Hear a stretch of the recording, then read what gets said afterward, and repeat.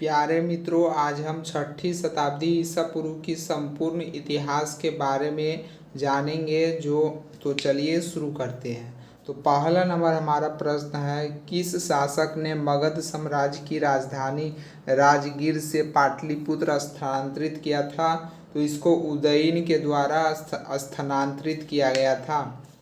फिर दूसरा हमारा प्रश्न है, उद्रायत्र के पाठकर्ता को किस वेद को कहते हैं? तो साम वेद को कहते हैं।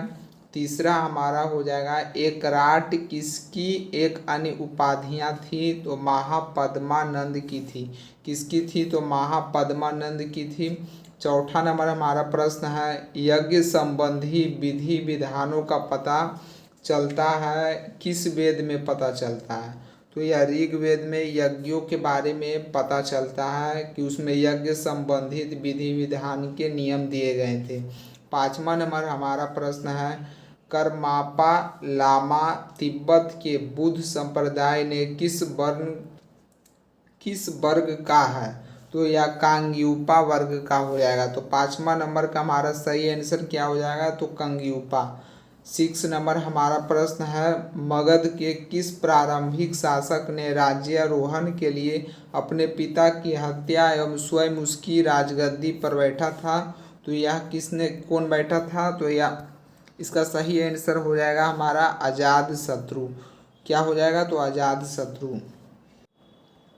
चलिए अगला नंबर हमारा प्रश्न है, कुनिक किसका उपनाम था? तो कुनिक अजातशत्रु का नाम था, इसे पितृहंता के नाम से भी जाना जाता है।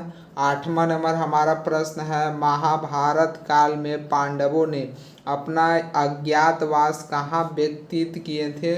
तो विराट नगर में व्यतीत किए थे, मतलब वहीं पर इन्होंने 12 वर्ष की जो वनवास था वहीं पर गुजारे थे। 9 नंबर हमारा प्रश्न है, किस धर्म के शिक्षकों का संकलन चेंदा अवेस्ता नामक ग्रंथ में है? तो पारसी धर्म का हो जाएगा। तो किसका हो जाएगा? तो पारसी धर्म का हो जाएगा। 10वां नंबर हमारा प्रश्न है, अजातशत्रु ने कितने वर्षों तक मगध पर शासन किया था? तो यह 32 सालों तक मगध पर शासन किया था। तो इसका सही आंसर हो जाएगा हमारा 32। चलिए 11 नंबर हमारा प्रश्न है, वर्षकार किसका सुयोगी मंत्री था? तो अजातशत्रु का था। किसका था? तो अजातशत्रु।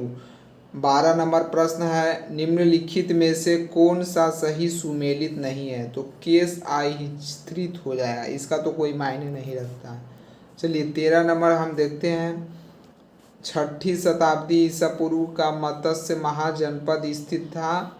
तो यह कौन से स्थान पर स्थित था? तो राजस्थान में स्थित था। कानव वंश के अंतिम शासक कौन थे? तो सुशर्मा जो थे वो कानव वंश के अंतिम शासक थे। 15 नंबर हमारा प्रश्न है, प्राचीन श्रावस्ती का नगर विन्यास किस आकृति का है? तो यह अर्धचंद्राकार का है। तो क्या है? प्राचीन श्रावस्ती का नगर विन्यास किस आकृति का है? तो अर्धचंद्राकार का है। चलिए अगला नंबर हम प्रश्न देखते हैं। 16 नंबर, मगध का कौन सा सम्राट सर्वछत्रांक और अपोर परशुराम के नाम से भी जाना जाता है? तो महापद्यानंद के नाम कौन जाना जाता है? तो महापद्यानंद जाना जाता है, जो नंद वंश के संस्थापक थे। चलिए 17 नंबर हम देखते हैं, निम्नलिखित में से किसने अपनी राजधानी पाटलिपुत्र से हटाकर वैशाली में स्थापित किया था? तो यह किसने स्थापित किया था? तो शिशुनाग ने किया था। किसने किया था? तो शिशुनाग ने पाटलिपुत्र से हटाकर वैशाली में स्थापित किया था। चलिए 18 नंबर हमारा प्रश्न है, भारत में कबीले का सर्वप्रथम उल्लेख किस ग्रंथ में मिलता है? तो यह ऋग्वेद में मिलता है। 19 नंबर प्रश्न है, नर्मदा तथा गोदावरी नदी के मध्य स्थित महाजनपद था? तो अस्मक था। नर्मदा तथा गोदावरी नदी के बीच कौन सा महाजनपद स्थित था? तो अस्मक था। चलिए 20 नंबर हमारा प्रश्न है, भारत के प्राचीनतम प्राप्त सिक्के कौन सा है? तो चांदी के थे जो सबसे प्राचीनतम प्राप्त सिक्के थे। 21 नंबर हमारा प्रश्न है, महेंद्र दातीय किसकी प्रसिद्ध उपाधि थी? तो कुमार गुप्त की थी। यह किसकी उपाधि थी? तो कुमार गुप्त को महेंद्र दातीय की उपाधि दिया गया था। चलिए 22 नंबर हमारा प्रश्न है, 16 महाजनपदों की सूची किसमें है? तो बौद्ध धर्म के अंगुत्तर निकाय में स्थित है। बौद्ध धर्म के अंगुत्तर निकाय में 16 महाजनपदों की सूची मिलती है। सबसे शक्तिशाली मगध थे जिसकी राजधानी राजगीर था। चलिए 23 नंबर हमारा प्रश्न है, निम्नलिखित में से किस सिंधु घाटी सभ्यता के स्थल में 2 कमरे वाले बैरक मिले हैं जो कि श्रमिकों के रहने के लिए बने थे? तो किस स्थान पर मिले हैं 2 कमरों वाले बैरक जिसमें श्रमिकों को रहने के लिए बने हुए थे? तो हड़प्पा नगर में थे। यह सभी ने पढ़ा है। चलिए 24 नंबर हम देखते हैं, खारवेल ने किस अभिलेख से नंदराज महापद्मानंद की कलिंग विजय सूची होती है? तो हाथी गुफा अभिलेख किसकी होती है? तो हाथी गुफा अभिलेख की होती है। 25 नंबर हमारा प्रश्न है, दक्षिण पंचाल की राजधानी कहाँ थी? तो दक्षिण पंचाल की राजधानी कंपीलय थी। कहाँ थी? तो कंपीलय थी। चलिए 26 नंबर हमारा प्रश्न है, महापद्मानंद द्वारा कलिंग में नहर खुदवाए जाने का उल्लेख किस अभिलेख में किया गया है? अर्थात यह नगर की जानकारी देने वाला प्रथम अभिलेख साक्ष्य है। तो हाथी गुफा का अभिलेख किस अभिलेख में किया गया है? तो हाथी गुफा का अभिलेख में किया गया है। चलिए 27 नंबर हमारा प्रश्न है, अभिलेखीय साक्ष्य में से प्रकट होता है कि नंद राजा के आदेश से एक नहर को दी गई थी। क्या थी? कलिंग में। किस में प्रकट होती है? कलिंग में। 28 नंबर हमारा प्रश्न है, सिकंदर के आक्रमण के समय अस्मक एवं सीमांत गणराज्य था जिसकी राजधानी कहाँ थी? तो इसकी राजधानी मत्स्यंग थी। कहाँ थी? मत्स्यंग थी। 29 नंबर हमारा प्रश्न है, निम्नलिखित में से कौन सा महाजनपद की राजधानी सुमेलित नहीं है? तो अस्मक मथुरा। 30 नंबर हमारा प्रश्न है, शिशुनाग का उत्तराधिकारी कौन था जिसने पुनः राजधानी को पाटलिपुत्र ले गया था? देखिए पाटलिपुत्र से स्थानांतरित किसने किया था? तो महापद्यानंद ने किया था। एवं पुनः राजधानी को पाटलिपुत्र कौन लेके गया था? तो यह इसको कालाशोक लेके गया था। इसी के शासनकाल में बौद्ध धर्म की दूसरी संगति हुआ था। कालाशोक के तीसरी संगति हुआ था। चलिए 31 नंबर हमारा प्रश्न है, गोदावरी नदी के तट पर स्थित महाजनपद था। कौन सा जनपद था? तो अस्मक जनपद स्थित था, गोदावरी नदी के तट पर स्थित। चलिए 32 नंबर हमारा प्रश्न है, सिकंदर के हमले के समय उत्तर भारत पर निम्नलिखित राजवंशों में से किस एक का शासन था? तो नंद वंश का शासन था। सिकंदर के हमले जब उत्तरी भारत पर कर रहा था तो उस समय भारत में किस वंश का शासन था? तो उस समय भारत में नंद वंश का शासन स्थापित था। उसके बाद मौर्य साम्राज्य आए थे। चलिए 33 नंबर हमारा प्रश्न है, निम्नलिखित में से कौन सुमेलित नहीं है? तो उग्र, रत्नी एवं रथकार हो जाएंगे। उदयन बास दत्ता की दंत कथा संबंधित है। तो उज्जैन से संबंधित है। किससे संबंधित है? तो उज्जैन से संबंधित है। 35 नंबर हमारा प्रश्न है, महाजनपदों का उदय किस में मिलता है? तो अष्टाध्यायी में मिलता है। महाजनपदों की उदय की जानकारी किस में मिलता है? तो अष्टाध्यायी में मिलती है। वही 16 महाजनपदों की सूची किस में मिलती है? तो बौद्ध धर्म के अंगुत्तर निकाय में मिलती है। इसके उदय मतलब कैसे हुआ, इसका मतलब जानकारी कहाँ मिलता है? तो अष्टाध्यायी में मिलता है। देखिए एग्जाम में इस तरीके से आपको मतलब कंफ्यूज कर सकते हैं कि महाजनपदों का उदय की जानकारी किस में मिलता है? तो ये हो जाएगा अष्टाध्याय। वही अगर पूछे कि 16 महाजनपदों की जो सूची थी उसका किस में मिलता है वर्णन? तो यह बौद्ध धर्म के अंगुत्तर निकाय में मिलता है, अंगुत्तर निकाय। चलिए अगला नंबर हमारा प्रश्न है, किसके समय में मगध के साथ चंड प्रागहोत का संबंध में मैत्रीपूर्ण था? तो बिंबिसार के समय था, बिंबिसार के समय। 37 नंबर हमारा प्रश्न है, सत्र संहिता उपनाम निम्नलिखित में से किस ग्रंथ का है? तो महाभारत ग्रंथ का हो जाएगा। 38 नंबर हमारा प्रश्न है, शिशुनाग वंश का अंतिम राजा कौन था या अंतिम शासक कौन था? तो नंदीवर्मन था शिशुनाग वंश का अंतिम शासक। चलिए 39 नंबर हमारा प्रश्न है, सिकंदर के हमले से समय उत्तर भारत पर निम्नलिखित राजवंशों में से किस एक का शासन था? ये तो पहले हो चुका है, नंद वंश का शासन था। जब सिकंदर जब हमला कर रहा था तो भारत पर किसका शासन स्थापित था? तो नंद वंश का शासन स्थापित था। तो चलिए 40 नंबर हमारा प्रश्न है, किसके अनुसार सम्राट का जनता के सामने आने का अवसर पर शोभा यात्रा के रूप में जश्न मनाया गया था? तो यह किसके अनुसार? तो इसका सही आंसर हो जाएगा तो मेगास्थनीज के द्वारा। मेगास्थनीज एक यात्री था जो सेल्यूकस का राजदूत था, जो चंद्रगुप्त मौर्य के दरबार में भेजा था, जिसने इंडिका की रचना किए थे। चलिए अगला नंबर हमारा प्रश्न है 41 नंबर, किस बौद्ध भिक्षु ने उदयन को बौद्ध मत में दीक्षित किया था? तो पिंडोला। कौन बौद्ध भिक्षु थे? तो पिंडोला ने बौद्ध भिक्षु ने उदयन को बौद्ध मत में दीक्षा दिया था। चलिए 42 नंबर हमारा प्रश्न है, भद्रशाला किसका सेनापति था? तो घनानंद का था। तो भद्रशाला किसका सेनापति था? तो घनानंद का था। 43 नंबर हमारा प्रश्न है, नंद वंश के पश्चात मगध पर किस राजवंश की स्थापना हुआ था? तो मौर्य राजवंश की स्थापना हुआ था, जिसकी स्थापना चंद्रगुप्त मौर्य ने किया था। 44 नंबर हमारा प्रश्न है, बेलूवन नामक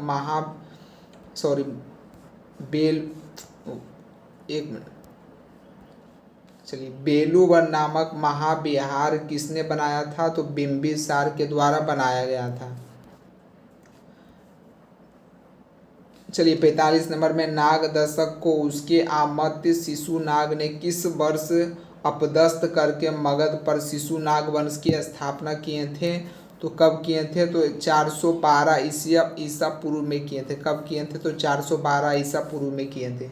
चलिए 46 नंबर हमारा प्रश्न है, हाखामनी साम्राज्य की स्थापना किसने किया था? तो साइरस द्वितीय ने किया था। हाखामनी साम्राज्य की स्थापना किसने किया था? तो साइरस द्वितीय के द्वारा किया गया था। चलिए 47 नंबर हमारा प्रश्न है, ईसा पूर्व 6ठी शताब्दी में विश्व की प्रथम गणतंत्रात्मक व्यवस्था कहाँ थी? तो ईसा के पहले 6ठी शताब्दी में विश्व की प्रथम गणतंत्रात्मक व्यवस्था कहाँ स्थापित थी?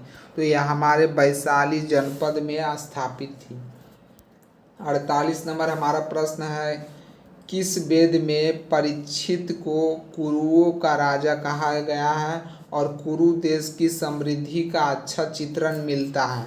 तो किस में मिलता है? इसका सही आंसर हो जाएगा अर्थवेद हो जाएगा। चलिए 49 नंबर हमारा प्रश्न है, निम्न में से मगध का कौन सा राजा सिकंदर महान के समकालीन थे? तो घनानंद थे, जो नंद वंश के अंतिम शासक थे। सिकंदर महान जब भारत पर आक्रमण कर रहा था तो उस समय नंद वंश के शासक घनानंद थे, जिसको पराजित कर सिकंदर महान ने लूट मचाई थी। उसके बाद मौर्य साम्राज्य की स्थापना हो गया था। तो चलिए 50 नंबर हम देखते हैं, युद्ध भूमि में बड़ी संख्या में सैनिकों के मारे जाने अथवा आहत हो जाने के बाद किस भारतीय गण अथवा राज्य की स्त्रियों ने सिकंदर के विरुद्ध अस्त्र धारण किया था? तो किसने किया था? मत्स्य संघ के विरुद्ध अस्त्र धारण स्त्रियों ने किया था। चलिए 51 नंबर हम देखते हैं, निम्नलिखित में से कौन से प्रथम भारतीय राजा था जिसने प्रशासनिक व्यवस्था पर बल दिया था? तो बिंबिसार था, जो हर्यक वंश के थे। चलिए 52 नंबर हम देखते हैं, नव नालंदा नव नालंदा महाविहार बौद्ध अध्ययन का आधुनिक केंद्र है, जिसे बिहार सरकार ने किस वर्ष नालंदा में स्थापित किया था? तो इसको कब स्थापित किया था? तो 1951 ईस्वी में इसको स्थापित किया था। 53 नंबर हमारा प्रश्न है, विश्व का पहला गणतंत्र वैशाली में किसके द्वारा स्थापित किया गया था? तो लिच्छवी के द्वारा स्थापित किया गया था। या विश्व का पहला गणतंत्रात्मक राज्य थी जो लिच्छवी के द्वारा स्थापित किया गया था। चलिए 54 में हम देखते हैं, मगध के सबसे प्राचीन वंश के संस्थापक कौन थे? तो बृहद्रथ थे। तो कौन थे? मगध के सबसे प्राचीन वंश के संस्थापक कौन थे? बृहद्रथ। चलिए 55 नंबर हमारा प्रश्न है, हाइडेस्पिज का युद्ध किसके बीच हुआ था? तो सिकंदर और पोरस के बीच हुआ था। किसके बीच हुआ था? तो सिकंदर और पोरस के बीच हुआ था हाइडेस्पिज का युद्ध। 56 नंबर हमारा प्रश्न है, कलिंग के चेदी वंश का सबसे प्रतापी शासक कौन था? तो यह कलिंग के चेदी वंश का सबसे प्रतापी शासक खारवेल थे। कौन थे? तो खारवेल थे। 57 नंबर हमारा प्रश्न है, किसने मगध साम्राज्य में वजीज संघ को हराकर आत्मसात किया था? तो अजात शत्रु ने किया था, जिसका उपनाम कुनिक था। चलिए 58 नंबर हमारा प्रश्न है, किस नदी के मध्य गुप्तों के समय नालंदा स्थित विश्वविद्यालय अस्तित्व में आया था? तो 5वीं सदी में। किस सदी में गुप्त के समय नालंदा विश्वविद्यालय अस्तित्व में आया था? तो 5वीं सदी में अस्तित्व में आया था। 59 नंबर हमारा प्रश्न है, भारत में सबसे प्राचीन सिक्के आहत मुद्रा के रूप में किस शताब्दी ईसा पूर्व में अस्तित्व में आए थे? तो यह आहत जो सिक्का था, सबसे प्राचीन सिक्का, वह कब अस्तित्व में आया था? तो 6ठी शताब्दी ईसा पूर्व में यह अस्तित्व में आया था। चलिए 60 नंबर हमारा प्रश्न है, हर्यक वंश का अंतिम राजा कौन था? तो नागदशक था। कौन था? तो नागदशक। चलिए 61 नंबर हमारा प्रश्न है, प्रथम मगध साम्राज्य का उत्कर्ष किस शताब्दी में हुआ था? तो 6ठी शताब्दी में हुआ था। कब हुआ था? तो 6ठी शताब्दी में हुआ था। प्रथम मगध साम्राज्य का उत्कर्ष किस शताब्दी में हुआ था? मतलब इसमें बोल रहा है कि मगध साम्राज्य का उत्थान कब हुआ था? तो 6ठी शताब्दी में हुआ था। चेतक राजा की पुत्री चेलना का विवाह किसके साथ हुआ था? तो उदयीन के द्वारा हुआ था। चेतक राजा की पुत्री चेलना का विवाह किसके साथ हुआ था? तो उदयीन के द्वारा हुआ था। चलिए 63 नंबर हमारा प्रश्न है, किसके टीका से शुंग विन्यास से वजिज संघ की न्याय व्यवस्था के बारे में जानकारी प्राप्त होती है? इससे ज्ञात होता है कि वजिज संघ में 8 न्यायालय थे। तो बुध घोष के मतलब टीका से।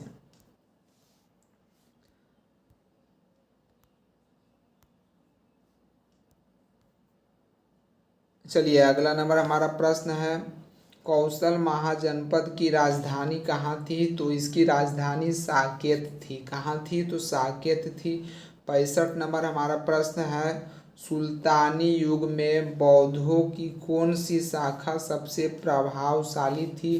तो व्रज्यान थी। सुल्तानी युग में बौद्धों की कौन सी शाखा सबसे प्रभावशाली थी? तो व्रज्यान थी। बौद्ध की 3 शाखा थे, तो हीनयान, महायान एवं व्रज्यान थे। हीनयान का अर्थ होता है मोक्ष प्राप्ति के लघु चक्र एवं महायान का अर्थ होता है मोक्ष प्राप्ति का महाचक्र एवं व्रज्यान ये सुल्तानी युग में बौद्धों की सबसे प्रभावशाली शाखा थी। चलिए 66 नंबर हम देखते हैं, प्राचीन श्रावस्ती की पहचान 1861 ईस्वी में उत्तर प्रदेश के गोंडा के निकट सहेत महेत नामक स्थान में किसने किया था? तो यह किसने किया था? तो अलेक्जेंडर कनिंघम के द्वारा किया गया था। चलिए 67 नंबर हम देखते हैं, उज्जैन का प्राचीन काल का नया नाम क्या था? तो उज्जैन का प्राचीन काल का नया नाम आवंती था। तो क्या था? तो आवंती। चलिए 58 नंबर हम देखते हैं, सॉरी इसमें नंबर कुछ चेंजिंग हो चुका है, गलत हो चुका है, आप इस पर प्रश्न पर ध्यान दीजिए। चलिए अगला प्रश्न देखते हैं, पुराणों में से किसका काकर वर्ण कहा गया है? तो कालासुक को काक वर्ण कहा गया है, कालासुक। अगला प्रश्न हमारा, दक्षिण अवंती की राजधानी कहाँ थी? तो महिष्मती थी। दक्षिण अवंती की राजधानी कहाँ थी? तो महिष्मती थी। चलिए 60 नंबर प्रश्न हमारा देखते हैं, किस धर्म के अनुयायियों को अग्नि पूजक भी कहा जाता है? तो पारसी धर्म के अनुयायियों को अग्नि पूजक भी कहा गया है। 61 नंबर हमारा प्रश्न है, विश्व का पहला गणतंत्र वैशाली में किसके द्वारा स्थापित किया गया था? तो यह लिच्छवी के द्वारा स्थापित किया गया था। यह प्रश्न ऊपर भी 2 बार रिपीट हो चुका है। 62 नंबर हमारा प्रश्न है, किस शासक द्वारा सर्वप्रथम पाटलिपुत्र की राजधानी के रूप में चयन किया गया था? तो उदयन के द्वारा पाटलिपुत्र को राजधानी के रूप में चयन किए थे। चलिए 63 नंबर, किस नाटक में वत्स नरेश उदयन तथा अवंती नरेश प्रघोत की पुत्री वासदत्त की प्रेम कथा का वर्णन है? तो स्वप्रवास दत्तम में उल्लेखित है। चलिए 64 नंबर हमारा प्रश्न है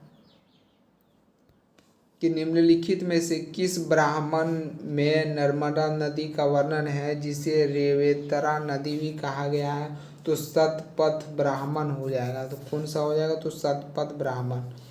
चलिए अगला नंबर प्रश्न है हमारा, कौशल महाजनपद की राजधानी कहाँ थी? तो कौशल महाजनपद की राजधानी श्रावस्ती थी। 66 नंबर हमारा प्रश्न है, चंद्रगुप्त मौर्य चाणक्य के सहयोग से किसकी हत्या कर नंद वंश का अंत कर दिया था? तो घनानंद, जो नंद वंश के अंतिम शासक थे।